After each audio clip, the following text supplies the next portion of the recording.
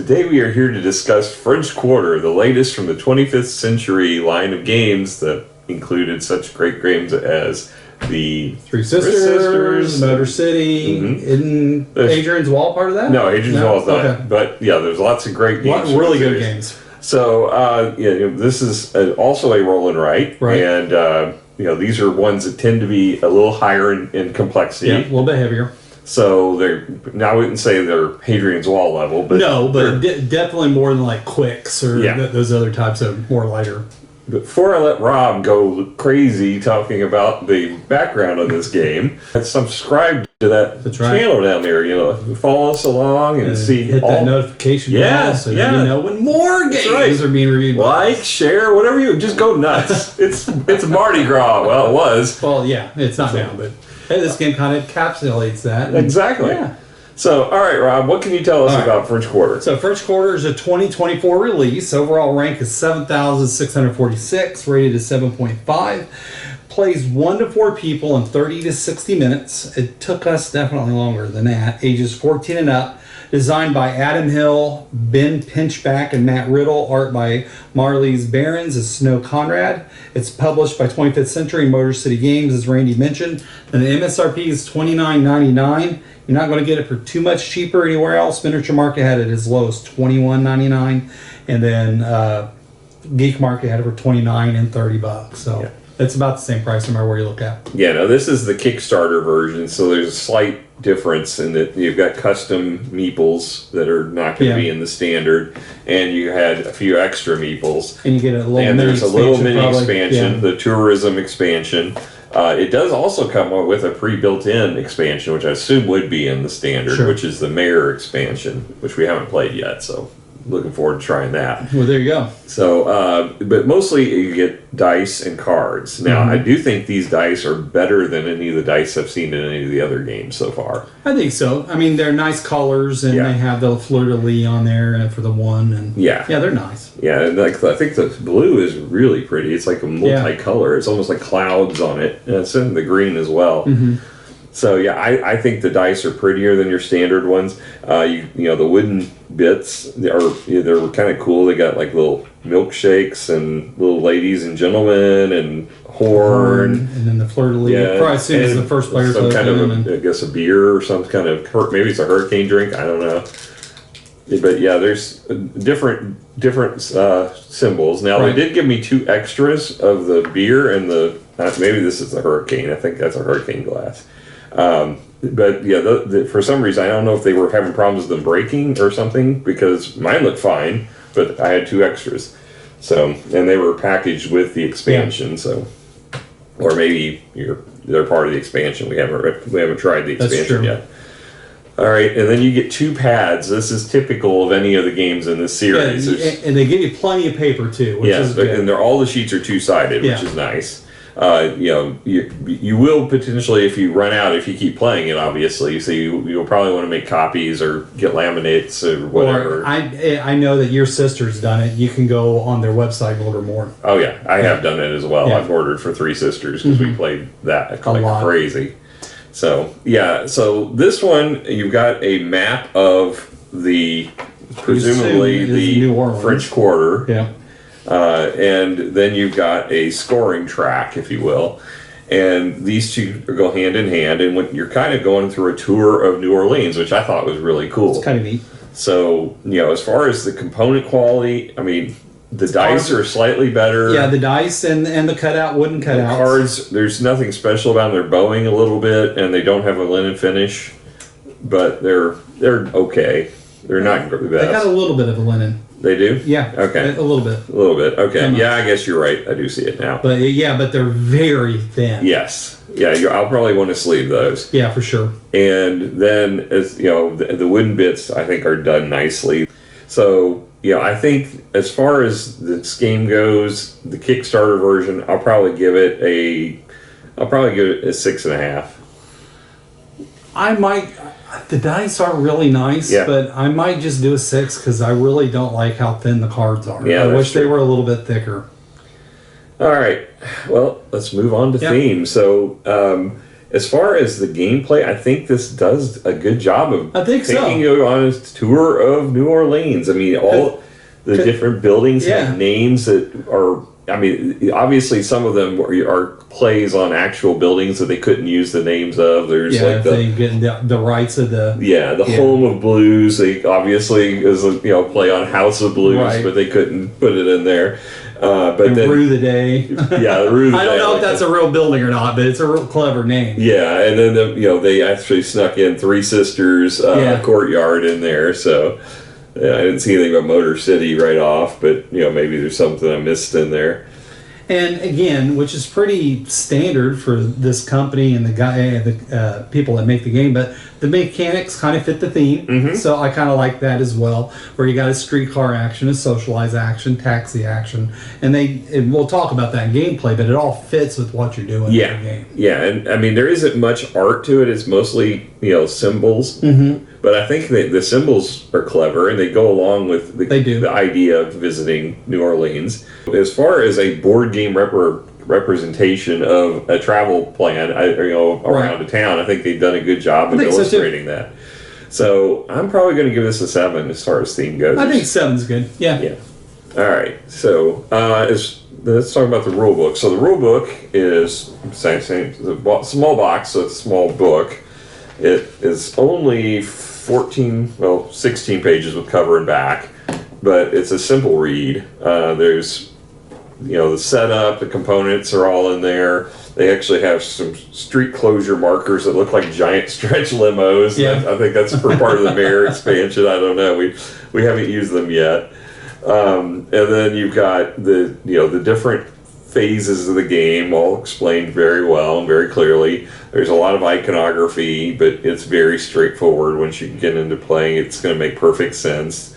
This is another one of those roll and writes where you're going to bounce around a whole lot. Sure. So you're going to mark a box here, and it's going to trigger you to mark a box on the other sheet. And a lot of combo actions that are going to happen, which is very satisfying. Yes, that's the best part of playing a roll and write is those combos. And then your game end has got how the scoring works, which makes sense. Then, for some reason, after that's when you get into all the bonuses. That's the only thing I thought was odd. That this game end scoring happens, and then it goes through into details what all the different bonuses on your bonus scoring sheet are, and then it goes into the variants, the mayor variant, and the solo mode. And then there's a quick reference on the back, but you really never will need to look at this. We didn't look at it at all during the game. And we'll talk about it in gameplay, but I think, and it's the part I missed out on, the most complex part is the in-game scoring. Yeah. So if you really don't pay attention to how you're playing the game, keeping in mind in-game scoring, you're going to be like me and score very low. Yeah. And so don't do that. Yeah, you don't play like don't pull a Miranda. Yeah. Yeah. So it's it definitely made a big difference. Yeah. So and then the variant comes on its own, or the expansion comes on its own little one pager, just front. There's no back on it. So it's simple add-on. I'm sure it's very minimal add to the game. But you can add it at your leisure, whether you want to start with that or not. We didn't. So what would you give the rulebook? I think the rulebook does a fine job. I think it's the way it's arranged is a little wonky, but it's not bad. I'm probably going to go ahead and give it an 8. I think it does a decent job, and it's a quick game, quick to read, get you into the game, which is what it's supposed to be. All right, so let's talk about the game. So basically, there's going to be a set of decks of cards depending on player count. Now, the taxi one, if you're playing 2-player, you won't use, and then the dice, you're going to have a certain number of dice based on player count. So first time we played with 2 players, so we didn't have the taxi. Second time we had 4 players. We played with all the bits. Now I will say it's 14 and up. Sarah decided she wanted to join us to play. She didn't quite get the concept, and she's a 10. I think she struggled. Plus she was tired. So I think that 14 and up is probably pretty accurate. Yeah, 14. Though. You could maybe go a little younger if they're advanced in the playing games. I think Sarah probably could have done this if she had not been tired. And because it's not that hard. It's just the concepts. Some of them are a little tricky as far as placement. So anyway, as far as the gameplay, there's a starting hotel that everybody starts at on their respective map, and everybody has the same map. So you're going to take your choice of color, whichever piece you're playing, and you're going to place it on the Ama House Hotel. Yeah, Ama House Hotel, which is right in the upper left quadrant of your board. And you've got whoever's first player is going to roll all the dice for all the different travel mechanisms, and they have icons represented on the different cards. So once we have done that, each player is going to get to select 2 dice, one at a time, from the choices that are out there, and there'll be 1 die left over that is going to ultimately not be used. So with 2 players and the 2 of us, the taxi wouldn't be there. We'd have 1 of every die, so there would be only 5 dice out. So we'd end up with 2 and 1 left over. All right. So basically, when the types of travel will tell you how they move. Every card in the deck is going to be the same as far as the travel goes. All that's going to differ are the icons that are pictured on it. So the icons are bonus things that you get when you take that form of travel. So in this case, for the walk action, you get to move 1 or 2 spaces, which is always going to be what this card says. But it's got a credit card pictured on it. Credit card is related to Conti Street. So there must be a lot of shopping, presumably, on Conti Street. I've never been to New Orleans, but nor I. That seems like a valid thing. It could be. Sure. I don't know. But you're going to go to then have to move your person from the hotel where they're at, and you're moving 1 to 2 spaces away from that location. And whatever number is on the die, in this case a 6, there's a box to write in the upper corner. But before you do that, you're going to mark the credit card, the first box on that Conti Street track. And that's very important because you marking these could affect other actions when you pick the die and what buildings you're marking. So that part's very important. Yeah, the order is the actions of the icons on the card, then movement, then the action icons for the building that you go to.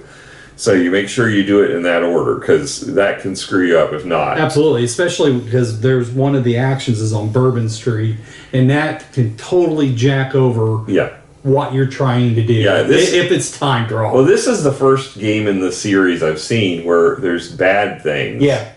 Whereas most of the time, everything you do is a good thing. Yeah. It just whether it's going to benefit you more than another action. And it's not even really super bad because it's some big game scoring. But it shuts off other stuff. Yeah.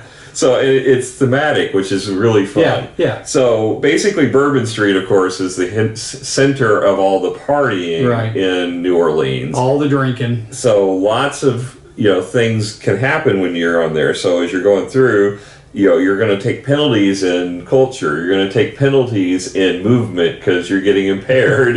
You're going to potentially get sent to the police station, and they're going to shut off one of the numbers that you can use. So lots of things can happen to you, and then ultimately the entertainers will just stop performing for you if you're not careful, and that will cut off a lot of scoring potential. So, as you're moving around town, you're going to invariably hit some parties, and that's fine. As long as you time it right. Yeah, as long as you time it, as long as you know the impact you're getting into. Because what you don't want is to get hit with a bunch of those parties all at the same time. Push you into brackets where you can't maintain that. And I like that idea. I do too. That's because that's novel for the whole series. It really is. It's novel and clever. Yeah.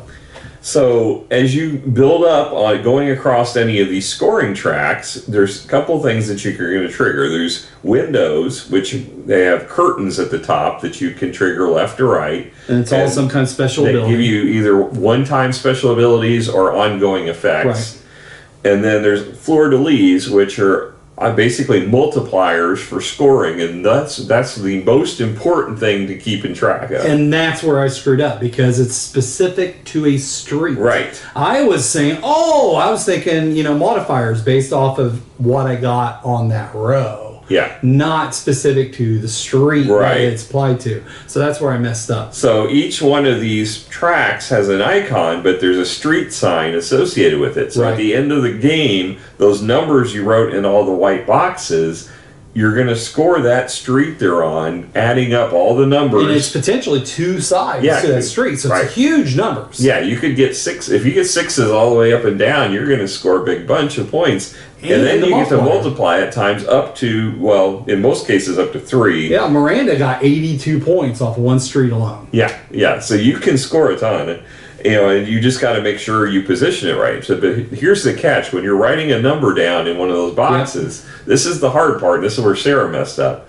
You can only play a number adjacent to another number that is 1 above or below or the same as the number that's there, and there's no wrapping, so you can't go from 6 to 1 or 1 to 6. So if you have a 6 and you play adjacent to it, it's either a 6 or a 5.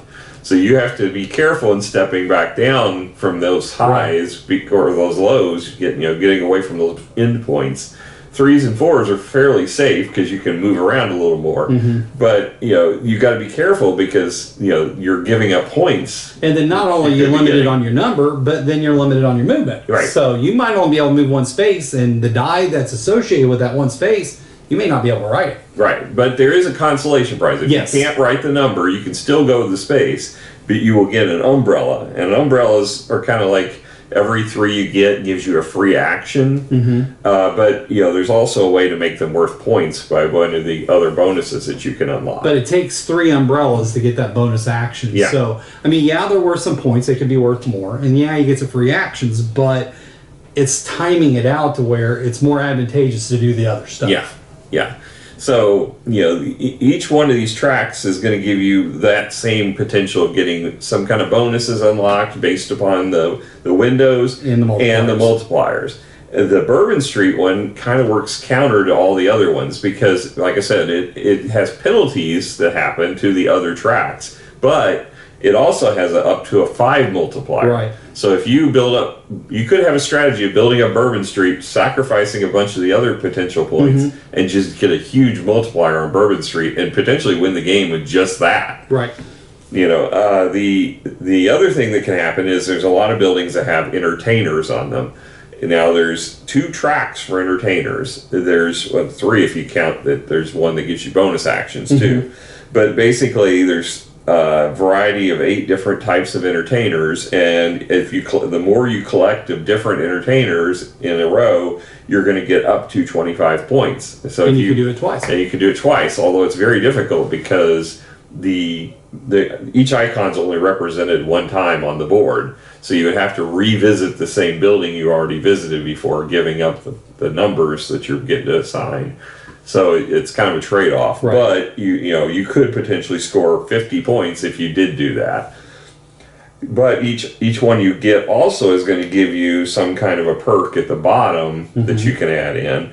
So you could potentially get victory points. You can get a lot of umbrellas, and also there's a correlation between this and the mysticism track, which is where the ghost, little cute Pac-Man ghost, is there. But it's and it actually lets you write any number twice on 2 different streets. So you can write it once on map any number on St. Anne and map any number on Decatur, which could be very useful. Yes.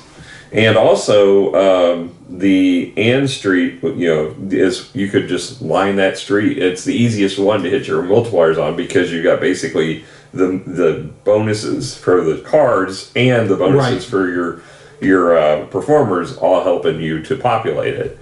So there's a lot of ways to score in this, and nobody has run away with a score in this ever in the games.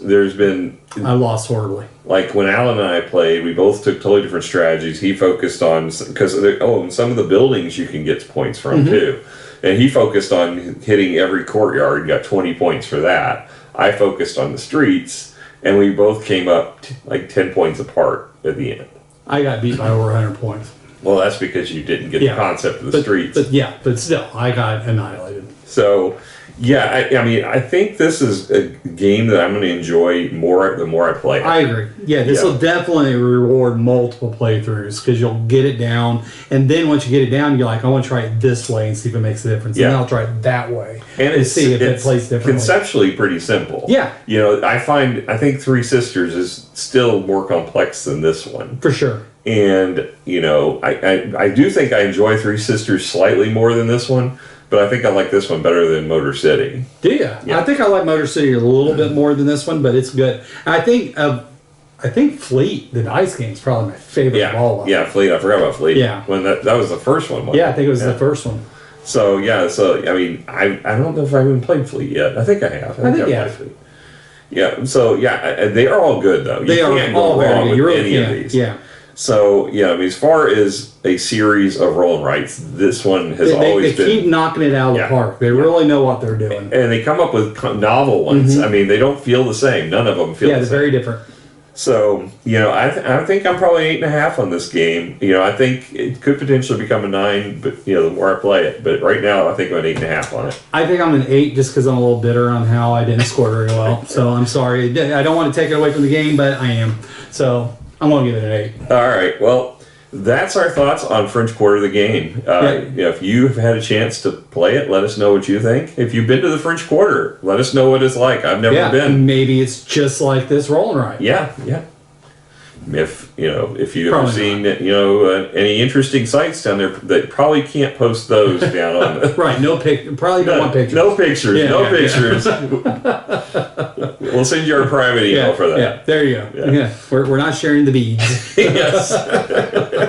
All right. Well, until next time, you keep on viewing, and maybe toss us some beads. Who knows? No, I'm not going to take anything off for it.